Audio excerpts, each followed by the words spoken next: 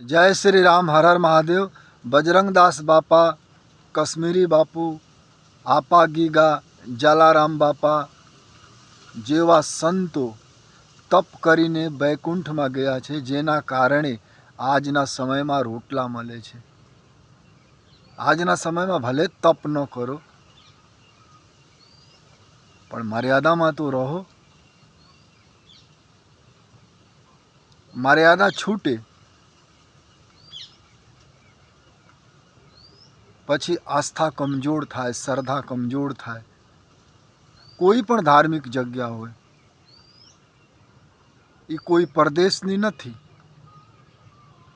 કોઈ સમાજની નથી, કોઈ જ્ઞાતિની નથી, દરેક પ્રેમીઓના છે, દરેક લોકોના છે।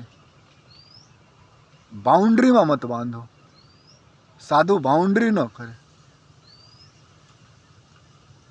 ખુલ્લા હોય।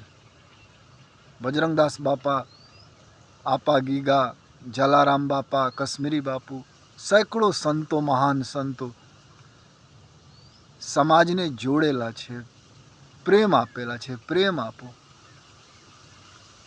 दान लो तो भजन करो, दान लो तो तप करो। लोको दान आपे छे खवड़ावा माटे, संसारिक सुख माटे नहीं।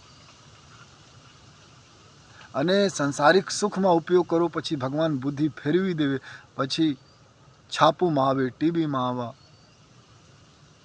એનાથી મારી બદનામી થાય તો કાંઈ વાંધો નહીં, કોઈ સાધુની બદનામી થાય તો કાંઈ વાંધો નહીં, પણ જગ્યાની બદનામી થાય ને તો બરોબર નથી।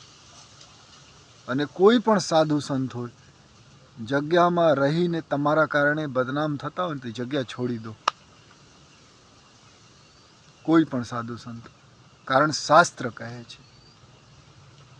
આ શાસ્ત્ર માને કોણ? કલયુગમાં મનમાના આચરણ કરે, મનમાની વાતો કરે તો ધર્મ ધીરે ધીરે કમજોર થાય, સંસ્કૃતિ કમજોર થાય। અને સંસ્કૃતિ કમજોર થાય ને તો એ રાષ્ટ્ર अस्तित्वहीन हो जावे।